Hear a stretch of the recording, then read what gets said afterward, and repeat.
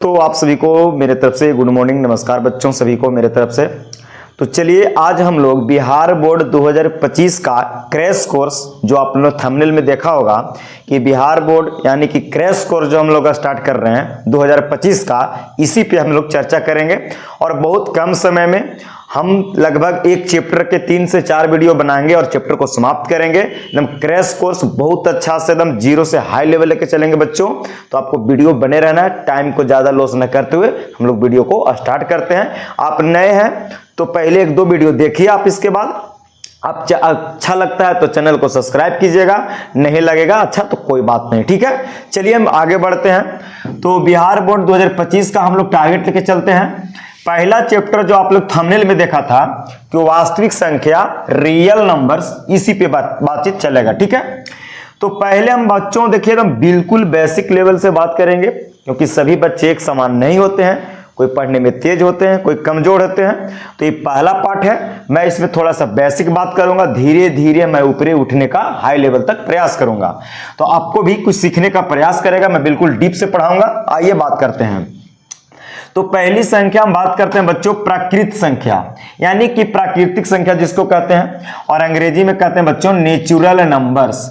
तो मैं आपको ये सब थोड़ा थोड़ा सा बताऊंगा, क्योंकि आपने 6, 8, 9 क्लास से पढ़ते आ रहे हैं। तो देखिए मैं आपको बताऊंगा कैसे कि प्राकृत संख्या यानी कि प्राकृतिक संख्या किसको कहते हैं। तो गिनने वाली संख्या को प्राकृतिक संख्या कहते हैं, या आप दूसरी भाषा में ऐसे कह सकते हैं कि गिनती की संख्या को प्राकृतिक संख्या कहते हैं। अच्छा, जिसको नेचुरल नंबर कहते हैं, और गिनती की संख्या को प्राकृतिक संख्या कहते हैं। और किसी चीज को गिनने के लिए कहां से शुरुआत होती है, तो 1, 2, 3, 4, 5, यानी कि किसी भी वस्तु को गिनने के लिए 0 से तो स्टार्ट नहीं करते हैं, तो 1 से स्टार्ट होती है। तो इसका यही परिभाषा होगा कि गिनती की संख्या को प्राकृतिक संख्या कहते हैं, या गिनती में प्रयोग होने वाली संख्याएं को प्राकृतिक संख्या कहते हैं। तो 1 से होगा। और प्राकृतिक संख्या को बच्चों n से सूचित करते हैं। किस चीज से सूचित करते हैं? n से, क्योंकि इसका पहला लेटर n है, इसलिए इसको n से सूचित करते हैं।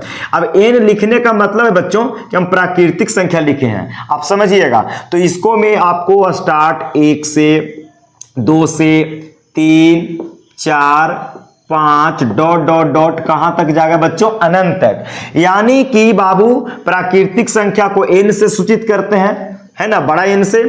और ये गिनती की संख्या होता है, गिनती की संख्या 1 से स्टार्ट होती है, तो 1, 2, 3, 4, 5, 6 अनंत तक जाएगा। अब यहां से बच्चों सवाल पूछता है कैसे बिहार बोर्ड, मैं इसकी बात कर लेता हूं। यहां से आपको पहला सवाल उठेगा, सवाल पूछता है कि सबसे छोटी प्राकृतिक संख्या, सबसे छोटी प्राकृतिक संख्या या प्राकृत संख्या क्या होगा। तो सबसे छोटी प्राकृत संख्या बच्चों आपका यहां 1 होगा, क्योंकि यहां 1 से और कोई छोटा है ही नहीं। दूसरा सवाल पूछ सकता है बच्चों कि सबसे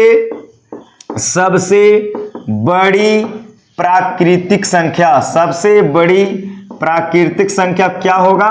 तो आपको बोलना होगा बच्चा जी कि अनंत होता है। क्या होता है? अनंत। यानी कि हम उसको गिन ही नहीं सकते हैं कि कितनी प्राकृतिक संख्या हो सकता है, यानी कि हम उसको कहेंगे कि सबसे बड़ी प्राकृतिक संख्या गिना नहीं जा सकता, यानी कि जिसको हम अनंत कहेंगे। क्लियर हो गया? अनंत कह लेंगे। अब सुनिए तीसरा सवाल पूछेगा, सवाल में बच्चों कि दो लगातार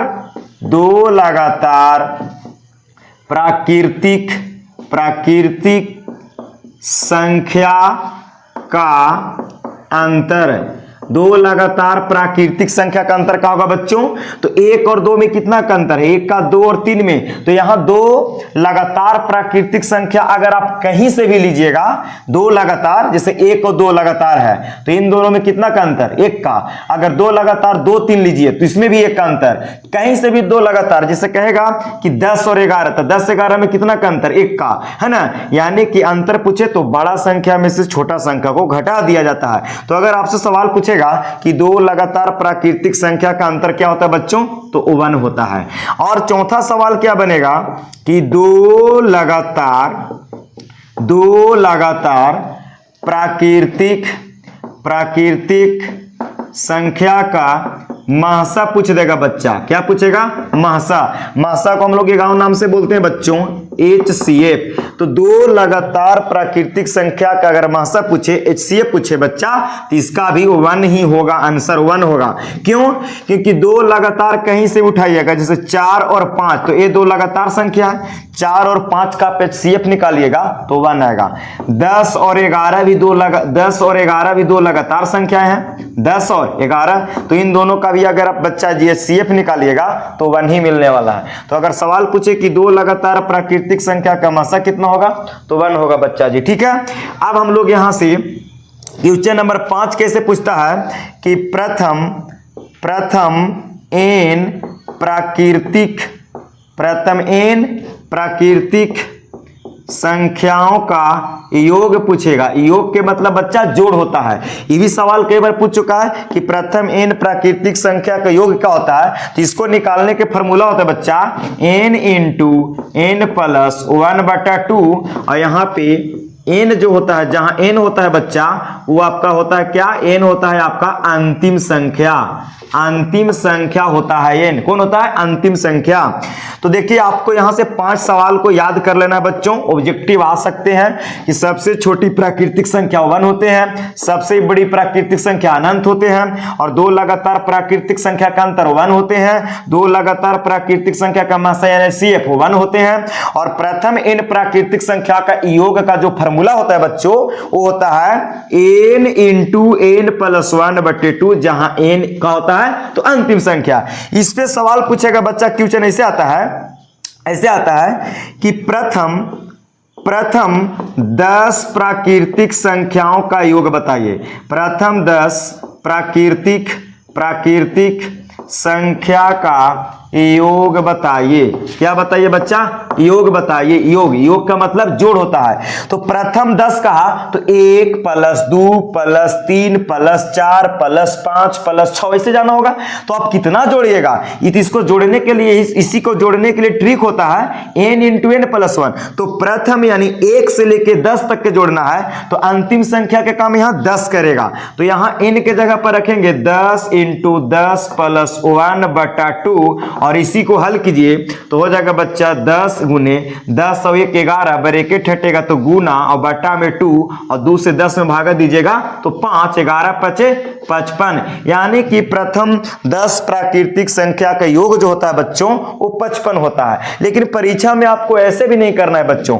कहेगा कि 10 प्राकृतिक संख्या को बोला तो 10 लिखिए और 1 अपन मन से जोड़िए, क्योंकि यहाँ 1 जोड़ने पड़ रहा है, तो 1 अपन मन से जोड़िएगा तो 11/2 होता है, तो बटा में 2, 2 से 10 में भागा दीजिएगा 5, 11 5 हो जाएगा बच्चा 55। तो इस तरीके के करना है। अगर सवाल आपसे पूछे कि प्रथम 20 प्राकृतिक संख्या के बताइए, तो 20 संख्या के पूछेगा तो 20 एक और जोड़िए 20 में, तो हो जाएगा 21 बटा में 2 करना है, और 2 से 20 कटेगा 10, और 21 से 10 में कीजिएगा तो 21 दहा के 210 मिल जाएगा। यानी कि आपको प्राकृतिक संख्या को जोड़ने का ट्रिक ही रखना है। कोई बोलेगा कि 1 से 50 तक जोड़िए, तो 50 गुना 51 करना, 1 अपन मन से जोड़िए और बटा में 2 से 50 कीजिएगा तो 25, और 25 से 51 में गुना कर लीजिए तो 25 से कम हो जाएगा 25, हासिल कितना बचा 2, और 25 बचे 125 और 2 जोड़िएगा तो 127 यानी 1275 हो गया। तो इस टाइप के ऑब्जेक्टिव सवाल को कर लेना है। उम्मीद करते हैं बच्चा जी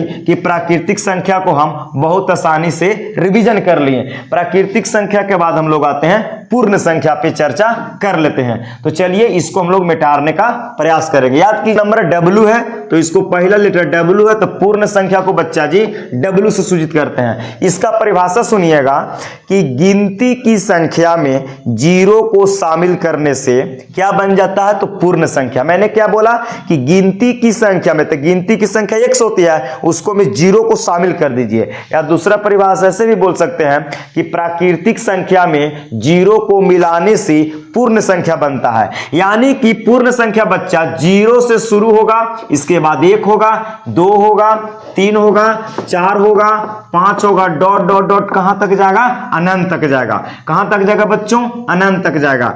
यानी कि पूर्ण संख्या बच्चा जी जैसी प्राकृतिक संख्या, यहां तक तो जानते हैं कि यहां से लेके यहां तक होता है प्राकृतिक संख्या, और इसी में अगर 0 को मिला देते हैं, शून्य को मिला देते हैं बच्चों, तो पूर्ण संख्या बन जाता है। यानी कि कह सकते हैं बच्चों कि गिनती की संख्या में 0 को मिलाने से पूर्ण संख्या बनता है। अब इसको हम लोग W से सूचित करते हैं, पूर्ण संख्या को W से सूचित करते हैं, तो W बराबर 0 1 2 3 4 5 अनंत तक हो गया।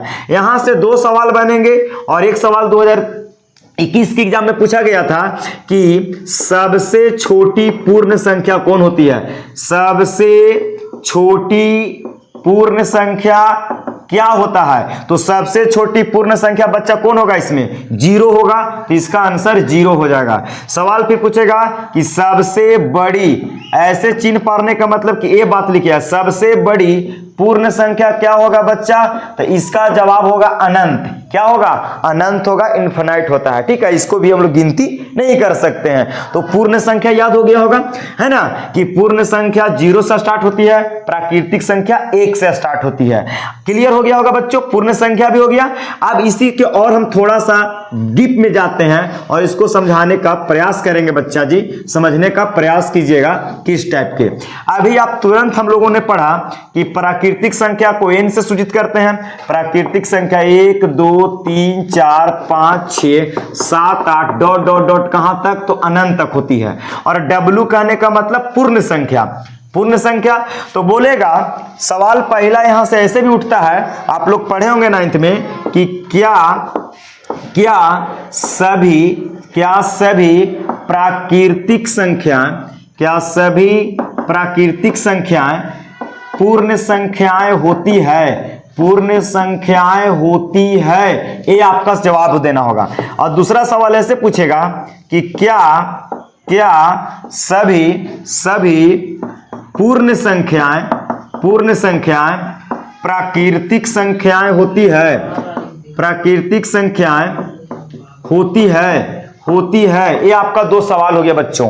सवाल कहता है कि क्या सभी प्राकृतिक संख्याएं पूर्ण संख्याएं होती है? तो क्या सभी प्राकृतिक संख्याएं पूर्ण संख्याएं होती है? बिल्कुल होती है, ये बात सत्य है बच्चों, क्योंकि सभी प्राकृतिक संख्या वाला जो नंबर्स हैं ये किसमें मिल रहे हैं? तो पूर्ण संख्या में दिखाई दे रहे हैं। जो देख लीजिए 1 से स्टार्ट है, तो इसमें भी 1 शामिल, 1 से लेकर अनंत तक है। ये बात सही है बच्चों, ये बात मेरा कहना कथन कौची है? सही है, सत्य है। लेकिन दूसरा जो कथन है कि क्या सभी पूर्ण संख्या प्राकृतिक संख्या होती है, तो नहीं बच्चों, ये बात क्या हो जाएगा? गलत। कैसे? कि इसमें 0 है शामिल पूर्ण संख्या में, लेकिन इसमें 0 शामिल नहीं है, इसलिए बच्चा सभी पूर्ण संख्या प्राकृतिक संख्या नहीं होती है। तो उम्मीद करते हैं कि थोड़ा से मैंने आपको डीप में लेकर चला गया। अब हम लोग चलते हैं बच्चों तीसरा नंबर, यानी कि पूर्णांक संख्या पे बात कर लेते हैं। किस संख्या पे? पूर्णांक संख्या पे बात कर लेते हैं। तो चलिए इसको समझते हैं। तो तीसरा नंबर हम लोग सीखने वाले हैं पूर्णांक संख्या। पूर्णांक संख्या जिसको बच्चा जी हम क्या कहते हैं? इंटीजर्स बोलते हैं, इंटीजर्स नंबर्स, है ना, पूर्णांक संख्या। तो इसको परिभाषा सुनिएगा बच्चा, और इसको हम लोग I या Z से सूचित करते हैं। बोलिए, पूर्णांक संख्या को आप या I से या तो Z से सूचित करते हैं। और इसका परिभाषा सुनिए कि धनात्मक संख्या यानी कि प्राकृतिक संख्या, धनात्मक संख्या, शून्य संख्या और ऋणात्मक संख्या, तीनों को मिलाने से जो एक समूह का निर्माण होता है उसी को बच्चा हम पूर्णांक संख्या कहते हैं। कौन कौन संख्या बोले हैं? तो देख लीजिएगा। हमने बोला बच्चा धनात्मक संख्या, धनात्मक संख्या, फिर मैंने बोला कुछ क्या? तो शून्य संख्या, फिर मैंने बोला ऋणात्मक संख्या, ऋणात्मक संख्या। यानी कि इन तीनों को मिलाने से जो संख्या का निर्माण होगा उसी को बच्चा जी हम कह देंगे क्या? तो पूर्णांक संख्या। पूर्णांक संख्या धनात्मक कहने का मतलब कि 1 2 3 4 5 ऐसे होगा, और शून्य कहने का मतलब 0, और ऋणात्मक कहने का मतलब कि निगेटिव नंबर यानी कि माइनस में -1 -2 -3 इस टाइप को होता है। तो इन तीनों को मिलाने से जो संख्या का निर्माण होता है उसी को बच्चा हम कहते हैं पूर्णांक संख्या। तो पूर्णांक संख्या में यानी कि जिसको i या z से सूचित करते हैं, इसको हम कैसे परिभाषित करेंगे? तो देखिए, डॉट डॉट कहने का मतलब कि और संख्या होंगे, तो यहां पे हम दे देते हैं -3, -2, -1, 0, फिर 1, फिर 2, फिर 3, फिर 4, डॉट डॉट डॉट आगे तक जाएगा। अगर इधर हम बात करें तो -∞ बच्चों, और इधर बात करें तो +∞ तक जा सकते हैं। यानी कि कह सकते हैं बच्चा जी कि -∞ से लेके और +∞ के बीच की जो संख्याएं होती है उसी को हम लोग बच्चा जी क्या कह लेंगे? पूर्णांक संख्या कह लेंगे। यानी कि इधर आइएगा तो -4, -5, -6, -7। अब देखिए, तो इधर से बढ़े इधर आइएगा तो आपको कौन सी संख्या? ऋणात्मक संख्या मिलेगा। ऋणात्मक, 0 के बाएं तरफ ऋणात्मक संख्या और 0 से दाहिने तरफ जाने में आपका बच्चा जी धनात्मक संख्या होता है। और शून्य यानी कि ये तो खुद शून्य के मतलब कि 0 संख्या है जी, शून्य यानी 0। तो तीनों को मिलाने से जो संख्या बनता है बच्चा, वही आपका पूर्णांक संख्या कहलाती है। और पूर्णांक संख्या बच्चों यहां से 3 प्रकार के होती है। कौन कौन होती है बच्चों? धनात्मक संख्या, पॉजिटिव नंबर, धनात्मक संख्या यानी कि पॉजिटिव नंबर, नेगेटिव संख्या यानी नेगेटिव नंबर यानी कि ऋणात्मक संख्या, और इसको जीरोज यानी कि शून्य संख्या। तो 3 प्रकार का हो गया पूर्णांक संख्या। आप लोग बच्चा से समझ चुके होंगे। अब हम लोग बच्चा जी यहां से कुछ अलग अब तरीके से चलेंगे संख्या पर। प्राकृतिक देख लिया आपने, है ना। इसके बाद फिर क्या देख लिया आपने? पूर्ण संख्या देख लिया। तीसरा संख्या क्या देखा बच्चों? तो पूर्णांक संख्या। मैं तीनों को एक बार करता हूं। प्राकृतिक संख्या को n से सूचित करते हैं। एक गिनती से 1, 2, 3, 4, 5, 6 अनंत तक जाती थी। और w कहने का मतलब पूर्ण संख्या, ये 0 से स्टार्ट 1, 2, 3 ऐसे ऐसे अनंत तक जाता था। अभी मैंने i या z बोला, ये कहां से शुरू होती है? तो नेगेटिव नंबर से, यानी कि -4 डॉट डॉट इन्हें और होगा -3, -2, -1, 0, फिर 1, 2, 3 ऐसे चल सकते हैं। तो ये 3 संख्या तो आपका खत्म हो गया बच्चों, ठीक है। अब मैं आगे चलता हूं यहां से थोड़ा सा बच्चा, सम संख्या, फिर चलता हूं विषम संख्या। इसकी बात कर लेते हैं थोड़ा सा। आइए तो इसको भी हम लोग देख ही लेते हैं, क्या कहता है सम संख्या, क्या कहता है विषम संख्या। तो चौथा संख्या जो हम लोग पढ़ने वाले हैं बच्चों, वो है आपका बच्चा सम संख्या। क्या है जी? सम संख्या, जिसका बच्चों हम लोग इवन नंबर्स कहते हैं। क्या कहते हैं जी? इवन नंबर्स कहते हैं। तो सम संख्या को इवन नंबर्स कहते हैं। इसका परिभाषा सुनिएगा कि वैसी संख्याएं, क्या हम बोले जी कि वैसी संख्याएं जो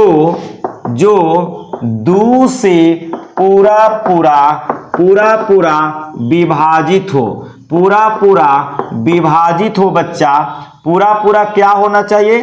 तो विभाजित होना चाहिए, पूरा विभाजित हो, उसको हम लोग क्या कहेंगे बच्चों? तो सम संख्या, इवन नंबर्स कहेंगे।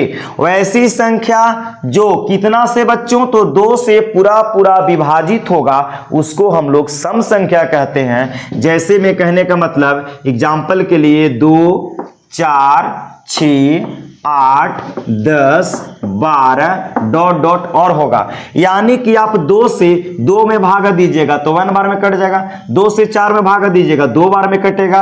2 से आप 6 में भागा दीजिएगा 3 बार में कटेगा। यानी कि आप किसी भी संख्या में भागा दीजिए, अगर 2 से पूरा कट जाता है तो आपको सम संख्या कहलाता है। लेकिन कोई बोलेगा कि 1 क्यों ना हुआ सर? क्योंकि बाबू 1 में 2 से भागा दीजिएगा, 2 से 1 में दीजिएगा तो भाग नहीं लगा, 0 और पॉइंट फिर 0 होगा, और फिर 2 5 10 कट गया। यानी कि यहां पे देखिए, यहां पे भागफल जो आया बच्चा 0.5 आया। और मैंने क्या बोला कि दशमलव में नहीं आना चाहिए, यानी कि पूरा विभाजित होना चाहिए। यानी कि इधर पूरा अंक होना चाहिए। 1 2 3 4 5 6 7 8 9 10 20 50 100 मतलब पूरा होना चाहिए। दशमलव में कभी आना नहीं चाहिए भागफल। तो उसी को हम लोग क्या कह लेंगे? सम संख्या कह लेंगे। क्लियर हो गया होगा, है ना। पांचवा संख्या की बात करें हम यहां से बच्चा, अच्छा सम संख्या से रिलेटेड और हम थोड़ा सा सवाल कर लेते हैं। आपको से सवाल ऐसे पूछेगा बच्चों, ऐसे पूछेगा सवाल कि सबसे छोटी सम संख्या कौन होगा। सबसे, बिहार बोर्ड घुमाता है, सबसे छोटी सम संख्या कौन होगा, तो बच्चा आपका 2 होगा। सबसे छोटी सम संख्या 2 होगा, इसके बाद 4 होगा, फिर 6, 8, 10 बड़ा होते चला जाएगा। तो सबसे छोटी सम संख्या की बात करेगा तो 2। और दूसरा सवाल पूछेगा बच्चों कि दो लगातार सम संख्या का अंतर, तो 2 लगातार सम संख्या का अंतर कितना होगा बच्चों। 2 लगातार सम संख्या का अंतर बच्चा जी हमेशा आपका 2 होगा। कैसे, तो 2 और 4 लगातार है, तो लगातार कहने का मतलब कि क्रमशः लगातार होना चाहिए, और अंतर कहने का मतलब कि बड़ा में से छोटा घटाना है, तो बड़ा में से छोटा घटाइएगा तो 4 में से 2 घटाइएगा तो 2 मिलेगा। लगातार लीजिए, कहीं से लीजिए लगातार, जैसे 10 और 12 लगातार है तो 12 में से 10 घटाइएगा, घटाओ के मतलब अंतर, तो इसको में भी 2 होगा। यानी कि आपसे बच्चा बिहार बोर्ड पूछता है कि 2 लगातार सम संख्या का अंतर कितना होता है बच्चों, तो 2 होता है। अब यहां से तीसरा सवाल कैसे पूछेगा बच्चा कि 2 लगातार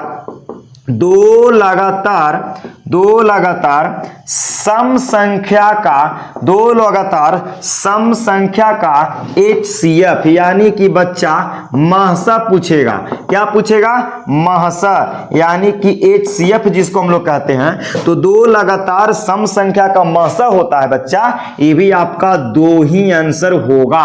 क्या होगा, 2 ही आंसर होगा। कैसे जी, कि आप कहीं से भी 2 लगातार उठा लीजिए, जैसे मैं लेता हूं कि 2 और 4, तो 2, 4 का अगर आप HCF निकालिएगा, HCF महसा, तो आपको 2 मिलने वाला है। आप कहीं से 10, 12 को भी अगर आप HCF निकालती हैं भाग विधि से, तो भी आपका 2 ही मिलेगा। अगर आप 50 और 52 2 लगातार सम संख्या है, इसका भी अगर आप HCF निकालते हैं तो 2 ही मिलने वाला है। LCM कभी फिक्स नहीं होता, लेकिन HCF फिक्स होता है बच्चा जी, याद हो गया होगा। चलिए अब हम यहां से बच्चा आगे बढ़ने का एक और सवाल आता है यहां से बच्चों, उसको भी समझ लीजिएगा। थोड़ा सा मैं छोड़ रहा था कि सम संख्या का रूप क्या होता है।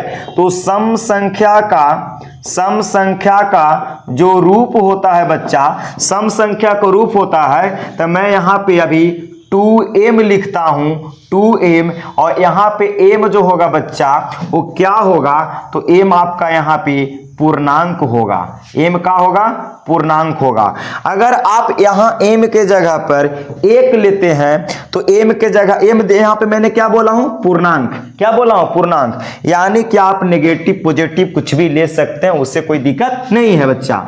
तो m पूर्णांक संख्या लीजिएगा बच्चों, तो यहां से m के मान अगर आप 1 लेते हैं तो 1 रखिए, तो 2 से 1 में गुना कीजिएगा तो 2। अगर आप यहां से m के मान 2 लेते हैं तो 2 रखिए, 2 दूनी 4। अगर 3 लेते हैं तो 3 दूनी 6, मतलब कि 2 लगल रहेगा। अगर आप m पूर्णांक मानते हैं तो m हो जाएगा। अगर आप x मानते हैं, क्या मानते हैं बच्चा, x मानिएगा, तो यहाँ पे x लग जाएगा। अगर आप यहाँ पे m y पूर्णांक मानिएगा तो यहाँ पे बच्चों 2y हो जाएगा। यानी कि सम संख्या का जो रूप होगा, अगर कोई एक अचर संख्या को पूर्णांक मानते हैं ABCD इक्विलेटर को, तो यहाँ पे 2 आगे लग जाएगा। क्लियर सी बात है। आप y के मान 1, 2, 3, 4, 5 बारी बारी से रखिए, और यहाँ पे आपको सम संख्या हमेशा मिलते चला जाएगा। तो उम्मीद करते हैं कि सम संख्या आप अच्छा से क्लियर हो गया होगा। अब बच्चों हम लोग यहाँ से थोड़ा सा किसकी संख्या की बात करेंगे, तो विषम संख्या की बात करेंगे। और जस्ट इसका बच्चा क्या होगा, उल्टा हो जाएगा भाई साहब। क्या होगा, उल्टा। आप क्लास को एक बार शेयर कर दीजिएगा बच्चों में, दोस्तों में। अब मैं क्लास लगातार 1 घंटा लूंगा और रोज वीडियो अपलोड करते रहूंगा बच्चों, इसमें कोई घबराने की बात नहीं है। तो अब मैं यहां से 5वां संख्या की बात करूंगा बच्चा, विषम संख्या। किसकी बात कर रहा हूं, विषम संख्या, जिसको अंग्रेजी में ओड नंबर्स कहते हैं। क्या कहते हैं, ओड नंबर्स। अब इसकी परिभाषा सुनिएगा, वैसी संख्याएं जो 2 से पूरा विभाजित विभाजित ना हो, विभाजित ना हो, वैसी संख्या जो 2 से पूरा पूरा विभाजित ना हो बच्चों, उसको हम लोग विषम संख्या कहते हैं। इसको एग्जाम्पल देखने के लिए आप इसको ऐसे देखिए, 1 हो गया, 3 हो गया, 5 हो गया, आपका 7 हो गया, फिर 9, फिर 11, फिर 13, फिर आगे जाइएगा 15 डॉट डॉट। यानी कि देखिए आप 2 से भागा दीजिएगा बच्चों 1 में तो पॉइंट में जाएगा, यानी पूरा पूरा नहीं कटा। यानी कि वैसी संख्या जो 2 से पूरा पूरा विभाजित नहीं होना चाहिए उसको हम लोग कह देंगे बच्चों विषम संख्या। क्लियर हो गया? क्लियर हो गया होगा? 1 हो गया, 3 हो गया, कोई भी संख्या उठाइए ऐसा और उसको में 2 से भागा दीजिए, अगर पूरा पूरा नहीं कटा तो उसको हम लोग कहेंगे विषम संख्या। जैसे 1, 3, 5, 7 आगे बढ़ सकते हैं इस तरीका के। कोई पूछेगा आपसे कि 21 विषम संख्या है तो बिल्कुल है जी, क्योंकि 2 से भागा दीजिएगा तो पूरा पूरा नहीं कटेगा बच्चों, दशमलव में चला जाएगा। अब यहां से सवाल पूछेगा बच्चा कि सबसे छोटी विषम संख्या कौन होगा? तो सबसे छोटी विषम संख्या बच्चा जी यहां से कौन होगा? तो सबसे छोटी विषम संख्या आपको 1 हो जाएगा, यानी कि 1 से कोई छोटा संख्या हो ही नहीं सकता, है ना। चलिए दूसरा सवाल पूछेगा कि फिर पूछेगा ऐसे बच्चों कि 2 लगातार, क्या पूछेगा? 2 लगातार विषम संख्या का अंतर, 2 लगातार विषम संख्या का अंतर बच्चों, तो यहां पे भी आपका जवाब 2 होगा। देखिए लगातार 2 लगातार सम संख्या लीजिए या 2 लगातार विषम संख्या का अगर अंतर आपसे पूछे तो हमेशा 2 का ही अंतर होता है, क्योंकि 1 और 3 में 2 का अंतर, 3 और 5 में 2 का अंतर, 5 और 7 में 2 का अंतर, और अंतर कहने का मतलब 12 में से छोटा घटा के लिया जाता है। कहीं से आप लगातार उठा लीजिए 2 विषम संख्या, अगर उसको आप अंतर निकालते हैं तो हमेशा 2 ही मिलेगा। तीसरा सवाल क्या बन सकता है बाबू यहां विषम संख्या से कि 2 लगातार विषम संख्या का आपसे महसा पूछ देगा। क्या पूछेगा बच्चा? महसा, यानी कि HCF कहेगा आपसे। मैंने चिन्हा पारने का मतलब कि यही बात यहां पे लिखा हूं बच्चों। तो 2 लगातार विषम संख्या का महसा यानी HCF पूछेगा तो इसका बच्चा आपका जवाब 1 देना होगा। कितना होता है? 1 होता है, तो आपको 1 बताना होगा। आप 2 लगातार विषम संख्या उठाइए, उसको आप HCF निकालिए तो 1 ही मिलेगा। जैसे कहने का मतलब कि 11, 13 लगातार विषम संख्या है तो 11 और 13 का जब आप HCF निकालिएगा कोई विधि से, गुणनखंड विधि से, ऐसे भी 11 और 13 में एक ही कॉमन हो रहा है गुणनखंड विधि से, और अगर आप भाग विधि से भी निकालिएगा तो बच्चा जी 1 ही आने वाला है। तो उम्मीद करते हैं कि ये 3 सवाल आपको माइंड में सेट में हो गया होगा।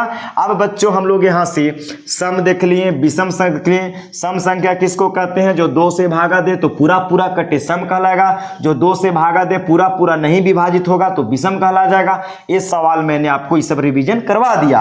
अब बच्चा जी हम आगे चलेंगे। देखिए हम लोग बाबू क्रैश कोर्स कर रहे हैं, तो अब यहाँ इतना डीपली में हम लोग थोड़ा सा तो जाएंगे ही जाएंगे, लेकिन थोड़ा फास्ट रहेंगे क्योंकि इसका नाम है क्रैश कोर्स, तो क्रैश कोर्स की तरह चलना ही होगा बच्चों। अब यहां से हम और संख्या की बात करें, छठा संख्या की बात करें बच्चों, तो अब आते हैं थोड़ा सा अलग। छठा संख्या की अगर हम बात करें तो होता है बच्चों भाज्य संख्या। कौन सी संख्या? भाज्य संख्या बच्चों, जिसको हम लोग अंग्रेजी में कहते हैं बच्चों कंपोजिट नंबर। क्या कहेंगे? कंपोजिट नंबर्स कहते हैं। क्या कहते हैं? Composite numbers. अब सुनिए, तो भाज्य संख्या किसको कहेंगे? इसको ध्यान से सुनिएगा बच्चों, सुनिए। वैसी मैं लिख दे रहा हूं, वैसी संख्या जो एक से अपने आप से कहने का मतलब स्वयं से और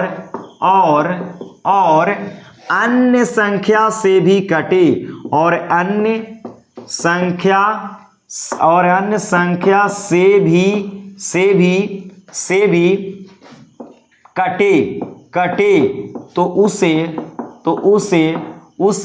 उसे क्या कह लेंगे? तो उसे भाज्य संख्या कहेंगे। भाज्य संख्या कहते हैं। उम्मीद हो गया होगा कि समझ में आया होगा कुछ। वैसी संख्या जो एक से, अपने आप से और अन्य संख्या से भी कटे तो उसे भाज्य संख्या कहते हैं। मैं अब आपको यहां से बच्चों एग्जाम्पल देके सिखाऊंगा तो ज्यादा समझ में आएगा। या इसी को एक और परिभाषा लिख सकते हैं या में कि वैसी संख्या, या में एक और परिभाषा लिख सकते हैं कि वैसी संख्या जिसका गुणनखंड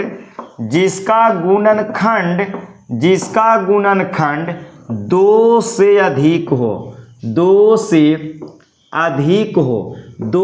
अधिक हो। क्या मैंने बोला?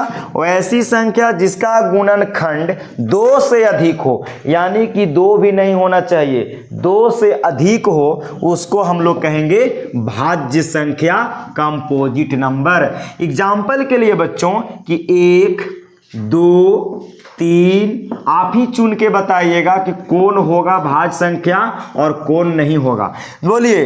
1 केवल 1 से कटता है और किसी से नहीं कटता है, यानी कि 1 भाज्य संख्या नहीं होगा। 2 केवल 1 से कटेगा और अपने आप यानी 2 से कटेगा। हम क्या बोले हैं कि जो 1 से भी कटे, अपने आप से कटे और अन्य संख्या से भी कटना चाहिए तो हम कहेंगे भाज्य। या बोले कि जिसका गुणनखंड 2 से अधिक हो, तो इसका गुणनखंड तो केवल 2 गो ही है, तो ये 2 भी नहीं होगा, 3 भी नहीं होगा, 1 से कटेगा और 3 से। 4 देखिए होगा, 1 से कटता है 4, 2 से कटता है और अपने आप यानी 4 से भी कटता है बच्चों। तो 4 जो है ये आपका भाज्य संख्या होगा। ये बात कोची है? सत्य है, क्योंकि इसका गुणनखंड 2 से ज्यादा मिला है ना। इस परिभाषा के अनुसार, अगर इस परिभाषा के अनुसार चलिएगा तो 1 से भी कटता है, अपने आप यानी 4 से भी कटता है और अन्य संख्या यानी बच्चों 2 से भी कटता है। तो समझ गए होंगे। 5 नहीं होगा बच्चा, क्योंकि ये 5 केवल 1 से कटेगा और अपने आप से और किसी से नहीं। 6 हो जाएगा, 1 से कटेगा, 2 से कटेगा, 3 से कटेगा और 6 से कटेगा। यानी कि बच्चों इसको में देखिए 1 से कटा, अपने आप से भी कटा और अन्य संख्या 2 और 3 से भी कटा, यानी कि 6 मेरा जो होगा बच्चों ये आपका भाज्य संख्या होगा। यानी कि इसका गुणनखंड जो हुआ बच्चा वो 2 से ज्यादा हुआ, क्योंकि 1, 2, 3, 4 को गुणनखंड हो गया, इसलिए बच्चों इसको हम लोग भाज्य संख्या कहेंगे। 7 नहीं होगा, 8 होगा, क्योंकि 8 1 से कटेगा, 2 से कटेगा, 4 से कटेगा और अपने आप से यानी 8 से भी कट जाएगा। 9 भी भाज्य संख्या होगा, क्योंकि 1 से कटेगा, 3 से कटेगा और अपने आप से कटेगा। तो भाज्य संख्या क्लियर हो गया। या ऐसे भी याद कर सकते हैं कि वैसा संख्या जिसको में बच्चों की संख्या 2 से ज्यादा हो, यानी किसके बाल बच्चे कितने होना चाहिए भाज्य संख्या की, तो भाज्य संख्या की बच्चा की संख्या 2 से अधिक होना चाहिए। अगर 2 से ज्यादा बच्चे होंगे तो भाज्य संख्या होंगे, अन्यथा नहीं होंगे। फिर चलिए, तो अब भाज्य संख्या सीख लिए। अब इससे हम सवाल कुछ उठाएंगे बच्चों। तो देखिए सवाल कैसे आता है, यहां से इसको समझने का प्रयास कीजिएगा। तो यहां से बच्चों सब भाज्य संख्या 4 हो गया, आपका 6 हो गया, फिर आपको क्या होगा 8, फिर होगा 9, 10 भी इस तरीका से आगे हो जाइएगा तो मिलेगा। तो आपसे सवाल बिहार बोर्ड ऐसे पूछता है बच्चों कि सबसे छोटी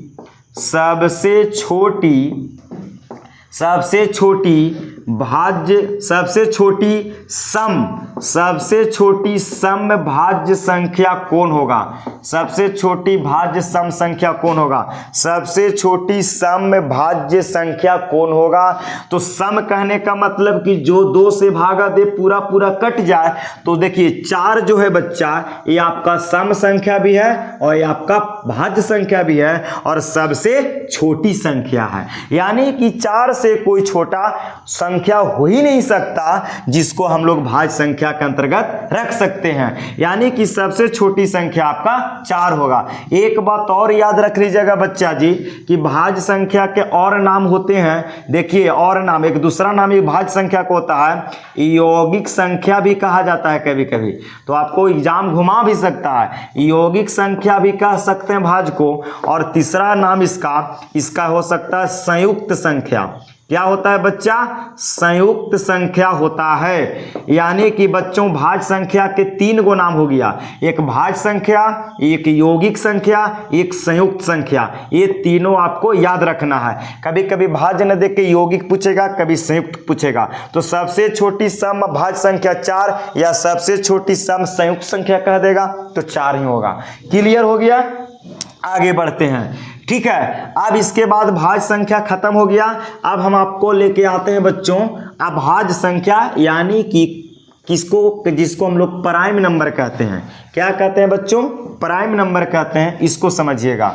तो ये आपका 7 नंबर होगा, जिसको हम लोग कहते हैं अभाज्य संख्या। क्या कहते हैं? अभाज्य संख्या, जिसको बच्चा हम लोग अंग्रेजी में क्या कहेंगे? प्राइम नंबर, प्राइम नंबर्स कहते हैं। चलिए अब सुनिए इसका परिभाषा। वैसी संख्या, क्या बोल रहे हैं? वैसी संख्या जो एक से कटे, एक से और स्वयं यानी अपने आप से, और अपने आप से कटे और किसी से नहीं, और किसी संख्या से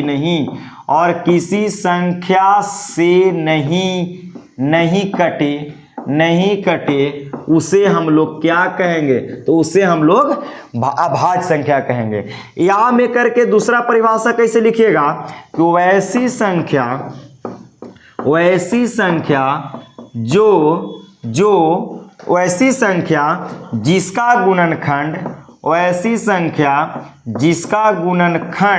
जिसका गुणनखंड दूगो हो, दूगो से ज्यादा नहीं होना चाहिए और दूगो से कम भी नहीं होना चाहिए, उसको कहेंगे हम लोग अभाज्य संख्या। यानी कि वैसी संख्या जो एक से कटे और अपने आप से कटे और किसी संख्या से नहीं कटे, उसको हम लोग कहेंगे अभाज्य संख्या, प्राइम नंबर। या इस दूसरा परिभाषा, वैसी संख्या जिसका गुणनखंड दूगो हो, ना तो दूगो से ज्यादा ना तो दूगो से कम। तो आइए इसको एग्जाम्पल समझते हैं कि 1 2 3 4 5 6 7 डॉट। अब बताइए कि एक केवल एक से कटेगा, इसका तो गुणनखंड केवल एक हुआ, तो एक अभाज्य संख्या नहीं होगा। 2 जो है एक से कटेगा और 2 से कटेगा और किसी से तो नहीं, यानी एक से और अपने आप से कट रहा है बच्चों, तो 2 होगा अभाज्य संख्या। 3 जो है एक से कटेगा और 3 से कटेगा और किसी से नहीं, तो 3 भी होगा अभाज्य संख्या। 4 जो है बच्चों एक से, अभी तुरंत दिखाए थे कि 2 से और 4 से, तो ये देखिए एक से और अपने आप के अलावा एक संख्या 2 से कट गया, तो 4 आपको अभाज्य संख्या नहीं, 4 आपको भाज्य संख्या होगा। और 5 जो है बच्चों एक से कटेगा और 5 से और किसी से नहीं, तो 5 आपका अभाज्य संख्या। 6 आपका अभाज्य संख्या, क्योंकि 1 से कटेगा, 2 से कटेगा, 3 से और 6 से। 7 आपका होगा अभाज्य संख्या, क्योंकि 1 से कटेगा और अपने आप यानी 7 से और किसी से नहीं। तो ध्यान से देखिए बच्चों कि इसको में 2 गुणनखंड मिला, इसमें भी 2 गुणनखंड मिला, लेकिन इसमें 3 मिला तो नहीं होगा। मैंने क्या बोला था कि 2 गो गुणनखंड हो, तो इसमें भी 5 में भी 2 मिला, 7 में भी 2 मिला, इसी प्रकार आगे बढ़िएगा तो 7 के बाद आपका बच्चा जी 11 हो जाएगा, 13 हो जाएगा, है ना, 17 होगा, है ना, फिर आपका 19 हो जाएगा। इस तरीका से जा सकते हैं, यानी कि केवल एक से कटे और अपने आप से कटे, उसको हम लोग अभाज्य संख्या यानी प्राइम नंबर कहेंगे। तो बिहार बोर्ड कैसे पूछेगा सवाल, इसको ध्यान से हम लोग करेंगे। तो चलिए इसको समझने का प्रयास कीजिएगा। इसको से बिहार बोर्ड सवाल ऐसे पूछता है बच्चा जी, इसको समझने को प्रयास कीजिए। तो पहला सवाल पूछने का प्रयास ऐसे करता है कि सबसे छोटी सबसे छोटी सम अभाज्य संख्या कौन होगा? सबसे छोटी सम अभाज्य संख्या कौन होगा? और दूसरा सवाल कैसे पूछेगा बच्चों? दूसरा सवाल कैसे पूछेगा?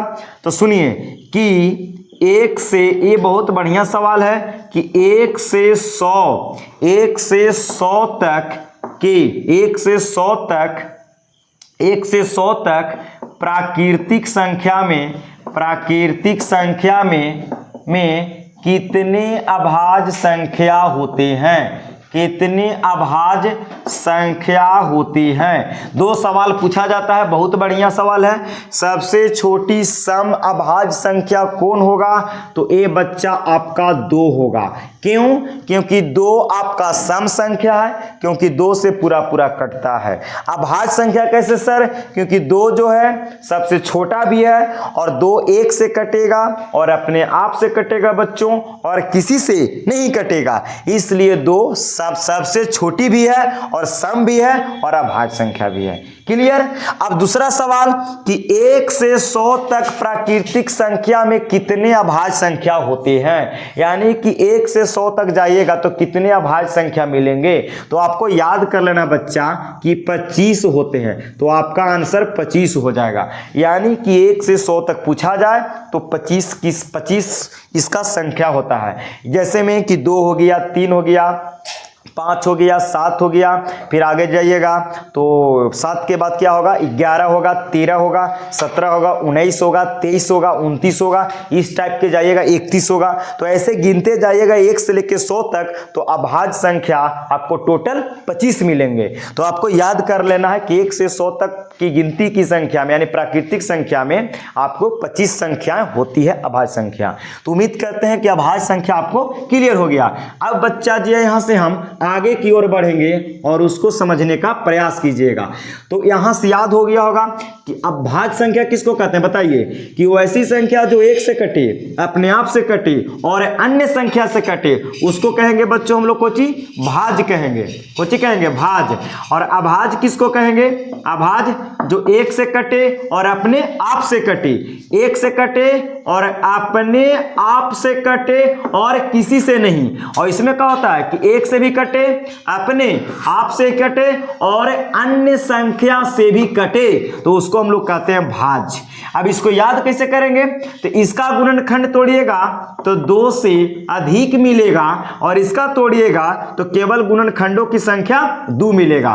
केवल 2 गुणनखंड मिलेंगे। तो 2 गुणनखंड होंगे तो अभाज्य और 2 से ज्यादा होंगे तो भाज्य संख्या। क्लियर? अब हम चलते हैं 9वां संख्या के ऊपर आगे चर्चा करेंगे। तो वो होता है बाबू, वो आपका 9वां नंबर संख्या होगा आपको सहअभाज्य। क्या होने वाला है? सहअभाज्य संख्या। सहअभाज्य संख्या जिसको बच्चों अंग्रेजी में कहते हैं कोप्राइम नंबर। क्या कहते हैं? कोप्राइम नंबर्स कहते हैं। यानी कि सुनिए, वैसी 2 संख्याएं, क्या बच्चों? तो वैसी दो संख्याएं जिसका HCF बराबर में 1 हो। HCF यानी कहने का मतलब बच्चा महसा। तो वैसी 2 संख्या जिसका HCF यानी महसा बच्चा कितना आना चाहिए? 1। तो उसको कहेंगे सहअभाज्य संख्या। एग्जाम्पल समझ सकते हैं, जैसे कि 2 मैंने ले लिया, आप कहीं से 2 को संख्या उठाइए लेकिन उसका HCF बच्चा 1 आना चाहिए, तो आपका सहअभाज्य कहलाएगा। अगर 1 के सिवा और कुछ आता है, 2 आ गया, 3 आ गया, 4 आ गया, 5 आ गया बच्चों, तो नहीं होगा फिर। क्लियर? जैसे में कि 2 है और मैं 5 ले लेता हूं, तो 2 और 5 का आप अगर HCF निकालिएगा बच्चों, तो 2 और 5 का HCF कितना आएगा? तो आप ऐसे कर लीजिए चेक थोड़ा सा। हम तो जान रहे हैं कि इसका 1 होगा तो ए अभाज्य संख्या सहअभाज्य संख्या हो जाएगा। देख लीजिए, 2 से 5 में कीजिएगा तो 2 दूनी 4, 1 से फिर 2 में कीजिएगा, 1 दूनी 2, यहाँ पे घटेगा तो कटेगा, कितना आया HCF? 1 आया। तो कहेगा कि 2 और 5 कौन सी संख्या है? 2 और 5 एक साथ ही देगा, तो इसका HCF निकालने तो 1 आ गया, यानी कि 2 और 5 बच्चा आपको सहअभाज्य संख्या हो जाएगा। इसी प्रकार कोई कहेगा कि 6 और 25, तो 6 और 25 का HCF कितना होगा बच्चों?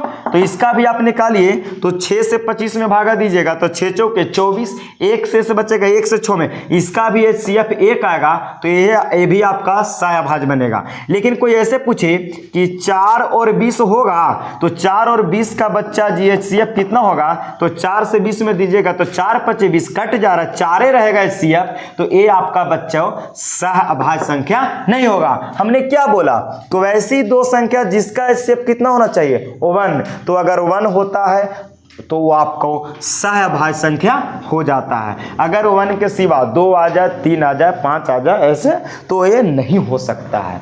उम्मीद करते हैं कि इतना में अभी तक बच्चों कोई दिक्कत नहीं होना चाहिए था। ये जितनी भी संख्याएं हम बात किए बच्चों, ये सब बिल्कुल एकदम अभी 0 लेवल के था, तो कमजोर बच्चों को यहां से हेल्प हुआ होगा। और कुछ संख्याएं हैं मैं उस पर चर्चा करूंगा, ठीक है। चलिए हम आगे बढ़ते हैं। अब देखिए बच्चों, चैप्टर के में हम लोग के नाम था वास्तविक संख्या। क्या नाम था बच्चों, वास्तविक संख्या। तो वास्तविक संख्या बच्चा जी यहां से आपको अब मैं बताऊंगा कि 2 भाग में होता है। पहला संख्या होता है आपको बच्चों परिमेय संख्या। क्या होता है, परिमेय संख्या। और दूसरा होता है बच्चा जी आपको अपरिमेय संख्या। यानी कि कह सकते हो कि परिमेय संख्या और अपरिमेय संख्या दोनों को समूह को मिलाने से जो संख्या बनेगा वो आपका वास्तविक संख्या बनेगा। क्या बनेगा, वास्तविक संख्या बनेगा। कैसे, तो परिमेय संख्या और अपरिमेय संख्या दोनों को मिलाने से आपका वास्तविक संख्या बनता है।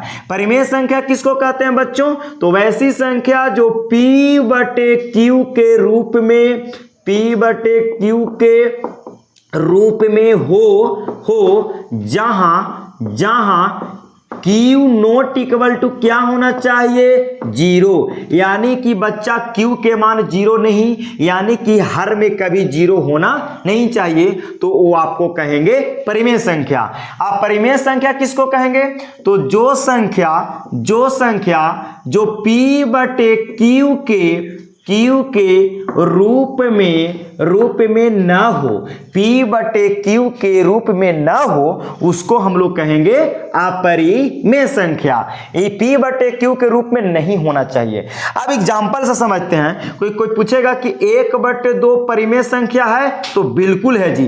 क्यों, क्योंकि P का मान 1 है, Q का मान 2 है। मैंने बोला कि Q का मान 0 नहीं, यानी कि बटा में 0 नहीं होना चाहिए। कोई पूछेगा कि 0 परिमेय संख्या होगा, बिल्कुल होगा परिमेय संख्या, क्योंकि 0 के नीचे कुछ न तो 1 छिपा हुआ है। तो बच्चों नीचे 0 नहीं होना चाहिए, ऊपर 0 रहेगा तो चलेगा। यानी कि 0 बट तो P का मान 0, Q का मान 1, ये भी बात सही है। लेकिन कोई पूछेगा आपसे बच्चों, ऐसे कोई कहेगा क्या कि 5/0, तो 5/0 परिमेय संख्या होगा, नहीं, बिल्कुल गलत बात है। संख्या P/Q के रूप में रहेगा तो उसको हम लोग परिमेय संख्या कहेंगे, अन्यथा नहीं कहेंगे, ठीक है। अब इसको में अपरिमेय संख्या किसको कहेंगे, जैसे में कि √2 हो गया, ये आपको अपरिमेय संख्या है, क्योंकि P/Q के रूप में नहीं है। आप इसको सीधा सीधी कह लीजिए कि वैसी संख्या जिसका वर्गमूल पूरा नहीं निकलता है, वैसी संख्या जिसका वर्गमूल पूरा नहीं निकलता है, उसको अपरिमेय संख्या कह लेंगे। जैसे √2 का पूरा नहीं निकलता है, 1.414 होता है, ऐसे करके √3 हो जाएगा। √4 होगा बच्चों, नहीं, क्योंकि √4 का वर्गमूल कितना होता है, 2, तो 4 का वर्गमूल 2 होगा, तो ये आपका √4 अपरिमेय संख्या नहीं बल्कि परिमेय संख्या, क्योंकि 2 के नीचे कुछ न तो 1 छिपा हुआ है बच्चों, तो √4 आपका परिमेय संख्या होगा। √5 होगा, क्योंकि इसका वर्गमूल पूरा नहीं निकलता है। √6 होगा, √7 होगा, √8 होगा, यानी कि वैसी संख्या रूट में होना चाहिए जिसका पूरा वर्गमूल नहीं निकलता है। तो उम्मीद करते हैं बच्चा जी कि इतना तक कॉन्सेप्ट आपको क्लियर हो गया होगा। मैं आगे और थोड़ा सा बात करूंगा बच्चा कि परिमेय संख्या का दशमलव प्रसार कैसे होता है, अपरिमेय संख्या का दशमलव प्रसार कैसे होता है। तो आइए मैं इस पे थोड़ा सा गौर से समझने का प्रयास करते हैं। आइए समझिए लीजिए तो थोड़ा सा देखिए परिमेय संख्या जो होते हैं बच्चों, वो आपको 2 तरह के मिलेंगे। कितने तरह के मिलेंगे बच्चा, 2 तरह के। एक मिलेगा आपको शांत शांत परिमेय संख्या, और एक मिलेगा बच्चा जी आपका अशांत आवर्ती। क्या मिलेगा बच्चा? अशांत आवर्ती परिमेय संख्या मिलेगा। आप समझने का प्रयास कीजिएगा दोनों में अंतर। परिमेय संख्या आगे चल के दो भाग में बटेगा, एक शांत होगा, एक अशांत आवर्ती होगा। तो चलिए इसको समझते हैं। बताइए तो 1/2 है ये आपका परिमेय संख्या होगा। क्यों? क्योंकि P/Q के रूप में है। तो 2 से जब 1 में भागा दीजिएगा बच्चा, 2 से 1 में तो भागना लगेगा 0 और पॉइंट, तो 0 फिर 2 × 10 यानी कि 0.5 आया। तो ये पूरा भागा लग चुका है, तो इसको हम लोग कहेंगे बच्चा क्या? शांत कहेंगे, यानी कि आपका शांत हो गया। कौन हो गया? शांत। अशांत आवर्ती किसको कहेंगे सर? जैसे कहने का मतलब कि 1/3 तो है परिमेय संख्या, क्योंकि P/Q के रूप में है, लेकिन बच्चा जी जब 3 से आप 1 में भागा दीजिएगा तो कैसे होगा? देखिए 3 से 1 में भागा दीजिएगा तो भागने लगेगा 0 फिर पॉइंट, तो 0, 3 3 की 9, 1 फिर दशमलव का 0, फिर 3 3 9, फिर 1, फिर 0, फिर 3 3, यानी कि बच्चा 3 3 आपका आते चला जाएगा। तो ये पूरा कट गया था, ये पूरा नहीं कट रहा है, 3 3 3 रिपीट कर रहा है बच्चों, यानी कि 0.333 डॉट, मतलब कि 3 आ रहा है बच्चों। तो ये पूरा नहीं कटा। जब पूरा नहीं कटेगा तो अशांत कहेंगे। और आवर्ती किस लिए नाम पड़ा? क्योंकि 3 बार आ रहा है, इसलिए इसको आवर्ती कहेंगे। और ये पूरा कट गया बच्चों तो ये शांत परिमेय होगा, शांत हो जाएगा, और ये अशांत आवर्ती कहलाएगा। तो उम्मीद करते हैं कि परिमेय संख्या, शांत और अशांत आवर्ती समझ चुके होंगे। अब देखिए आप परिमेय संख्या को, जो इसको हम लोग परिमेय संख्या का दशमलव प्रसार देख लिए। क्या देख लिए? तो परिमेय संख्या का दशमलव प्रसार देखें। क्या देखें? तो दशमलव प्रसार दो तरह के, एक शांत एक अशांत। लेकिन आप परिमेय संख्या का दशमलव प्रसार क्या होता है? इसको हमेशा बच्चों होता है अशांत अनावर्ती होता है। क्या होता है? तो अशांत अनावर्ती होता है बच्चों। क्या होता है? इसका दशमलव प्रसार, इसका जो होता है बच्चों दशमलव प्रसार जो होता है अपरिमेय संख्या का वो आपका अशांत अनावर्ती होता है। क्योंकि √2 का वर्गमूल निकालिएगा बच्चों, √2 का वर्गमूल निकालिएगा तो 1.414 डॉट, मानो हमेशा मान बदलते जाएगा, ना तो कभी कटेगा ना तो कभी रिपीट करेगा। इसीलिए अपरिमेय संख्या का दशमलव प्रसार बच्चा अशांत अनावर्ती। अच्छा, परिमेय संख्या एगो शांत होगा, एगो अशांत आवर्ती होगा। जो पूरा परिमेय संख्या रहेगा उसको भागा देंगे, कटेगा तो शांत, भागा देंगे नहीं कटेगा, रिपीट करने लगेगा तो आपको अशांत आवर्ती कहेंगे। उम्मीद करते हैं बच्चों कि यहां तक आपको क्लियर हो चुका होगा ऑब्जेक्टिव सवाल बनाने के लिए। अब परिमेय अपरिमेय संख्या पे आए तो इसको भी हम लोग अब चर्चा कर ही लेते हैं, है ना, क्योंकि जब इसको हम खोल ही दिए हैं विस्तार से तो अब इसको पूरा अच्छा से खोलेंगे। आइए हम थोड़ा सा अब यहाँ से आगे की ओर थोड़ा सा बढ़ेंगे और इसको समझने का प्रयास कीजिएगा बाबू, ठीक है। चलिए, तो अब यहाँ से ऐसे होते हैं सवाल कैसे पूछता है बिहार बोर्ड, इसको समझने का प्रयास कीजिएगा। तो पहला सवाल ऐसे आता है, क्या आता है समझिएगा, मैं लिखता हूं एक परिमेय संख्या। कैसे सवाल आएगा? एक परिमेय संख्या और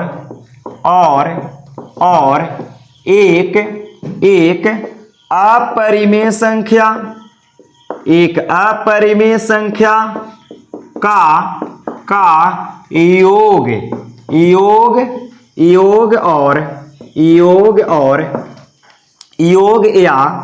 या कर देते हैं, योग कीजिए या अंतर कीजिए। योग या अंतर हमेशा अपरिमेय संख्या होता है, हमेशा अपरिमेय संख्या होता है, हमेशा अपरिमेय संख्या होता है। आइए कैसे सर, इसको एग्जाम्पल दीजिए। तो एग्जाम्पल ले लीजिए ना बच्चों, बहुत आसानी से क्लियर हो जाएगा। मैंने क्या लिखा हूं कि एक परिमेय संख्या और एक अपरिमेय संख्या का योग, योग कहने का मतलब जोड़ या अंतर, अंतर करने का मतलब घटाव, जोड़िए या घटाइएगा तो हमेशा बच्चों आपको अपरिमेय संख्या होगा। जैसे एग्जांपल के लिए बच्चों कि 5 आपका है परिमेय संख्या, 5 कौन सी संख्या? परिमेय संख्या, क्योंकि इसके नीचे कुछ ना तो 1 छिपा हुआ है तो p/q के रूप में हो गया। लेकिन 5 है परिमेय संख्या, लेकिन बच्चा जी √2 है आपको अपरिमेय संख्या। अगर इन दोनों को आप जोड़ते हैं तो इन दोनों के जोड़ने से 5 + √2 यानी कि 5 है आपको बच्चों परिमेय संख्या, 5 है परिमेय संख्या, लेकिन √2 क्या है? तो अपरिमेय संख्या। तो एक परिमेय संख्या और एक अपरिमेय संख्या को जोड़ दीजिए या घटाव कर दीजिए, घटाने के मतलब कि माइनस में, तो आप जोड़िए या घटाइए तो आपको जो हमेशा मिलेगा ये संख्या वो आपको अपरिमेय संख्या कहलाएगा। कौन संख्या? अपरिमेय संख्या। एक परिमेय संख्या, एक अपरिमेय संख्या, एक परिमेय संख्या, एक परिमेय संख्या को, एक परिमेय संख्या एक अपरिमेय संख्या को जोड़िए या घटाइए। आप जोड़िएगा तो भी घटाइएगा तो भी हमेशा अपरिमेय संख्या मिलने वाला है। क्लियर? आगे बढ़ते हैं। तो ये पहला पॉइंट था बच्चों। अब हम लोग यहां से दूसरा पॉइंट सीखेंगे, उसको समझिएगा। ये क्लियर हो गया होगा। अब दूसरा पॉइंट क्या होता है उसको समझिए कि एक परिमेय संख्या, एक परिमेय संख्या और एक अपरिमेय संख्या और एक अपरिमेय संख्या को गुना या भाग करने पर हमेशा अपरिमेय संख्या मिलेगा, हमेशा अपरिमेय संख्या मिलेगा। लेकिन यहां पे लिख देते हैं लेकिन जीरो को छोड़कर। ऐसा क्यों लिख दिए सर कि जीरो को छोड़कर? आइए ना बच्चों समझने का प्रयास करते हैं। मैंने लिखा कि एक परिमेय संख्या और एक अपरिमेय संख्या को गुना या भाग करने पर हमेशा अपरिमेय संख्या मिलेगा, लेकिन जीरो को छोड़कर। क्यों ना बच्चों कि अगर जीरो से कोई संख्या में गुना करेगा तो जीरो बनेगा, और जीरो अपरिमेय संख्या नहीं बच्चों, जीरो परिमेय संख्या होता है, क्योंकि जीरो के नीचे 1 छिपा हुआ है ना। ऊपर जीरो हो सकता है लेकिन नीचे कभी जीरो परिमेय संख्या में नहीं हो सकता, है ना। तो इसीलिए मैंने बोला कि जीरो को छोड़ के, जैसे एग्जांपल लीजिए कि 3 है परिमेय संख्या लेकिन √2 है अपरिमेय संख्या। 3 है परिमेय संख्या क्योंकि इसके 1 छिपा है, और √2 है अपरिमेय संख्या। तो 3 से अगर √2 में गुना कीजिएगा बच्चा तो आपको मिलेगा 3√2, और 3√2 जो बनेगा संख्या वो आपको अपरिमेय संख्या, इसको हम लोग कहेंगे अपरिमेय संख्या। क्लियर? अच्छा, दूसरा मैंने बोला कि गुना या भाग। जैसे 3 है परिमेय संख्या और √2 है अपरिमेय संख्या, तो परिमेय में अपरिमेय से जब भागा दीजिएगा तो ये भी जो आपका मिलेगा बच्चों वो आपको अपरिमेय संख्या ही कहलाएगा, अपरिमेय संख्या। लेकिन मैंने क्या बोला था कि जीरो को छोड़ के नियम लागू होगा। जैसे एग्जांपल के लिए तीसरा कि अगर √2 में आप जीरो से गुना कीजिएगा बच्चों, तो जीरो से √2 में गुना कीजिएगा तो जीरो, और जीरो होता है परिमेय संख्या, अपरिमेय संख्या नहीं। तो मैंने यही बात बताया, जीरो के लिए ये वैलिड नहीं होगा बच्चों और बाकी के लिए लागू होगा। यानी कि एक परिमेय संख्या और एक अपरिमेय संख्या को गुना या भाग करने पर हमेशा अपरिमेय संख्या ही मिलता है। क्लियर हो गया होगा। अब मैं यहां से क्या करूं तो और थोड़ा सा आगे बढ़ता हूं, उसको समझने का प्रयास कीजिएगा, ठीक है। अब देखिए मैं यहां पे एक तीसरा बात आपकी जो सिखाने वाला हूं कि दो अपरिमेय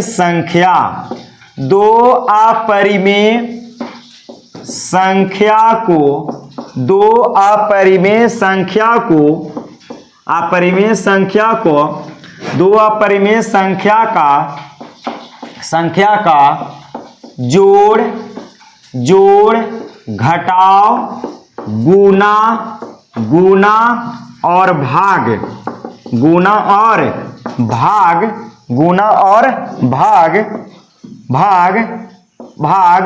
करने पर परिमेय तथा परिमेय या अपरिमेय कुछ भी हो सकता है बच्चों, कुछ भी हो सकता है। मैंने क्या बोला तीसरा में कि दो अपरिमेय संख्या का जोड़, यानी जोड़ दीजिए, घटा दीजिए, गुणा कीजिए और भाग कीजिए। तो भाग करने पर परिमेय या अपरिमेय कुछ भी हो सकता है भाई साहब, लेकिन कब? जब दो अपरिमेय संख्या रहेगा तब। जैसे एग्जाम्पल समझिएगा तो बहुत अच्छा। बोलिए, √2 कौन संख्या? अपरिमेय संख्या, और इधर भी √2 कौन संख्या?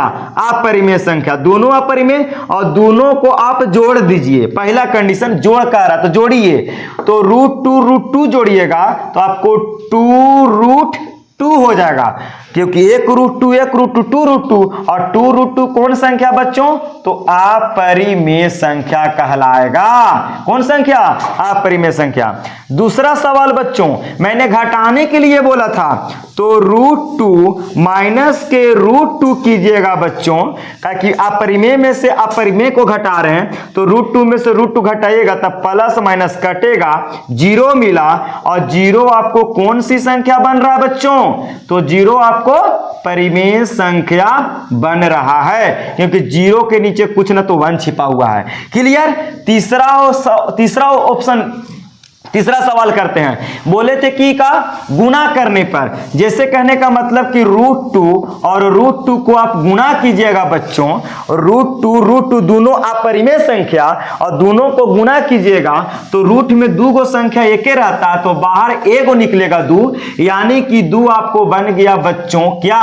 तो परिमेय संख्या। चौथा एग्जाम्पल भाग करने के लिए मैंने बोला था, यानी कि √2 से √2 में आप भागा दीजिएगा बच्चों, तो √2 से √2 कटेगा 1 बार में, यानी कि 1 जो मिला बच्चा जी आपका, वो मिला परिमेय संख्या।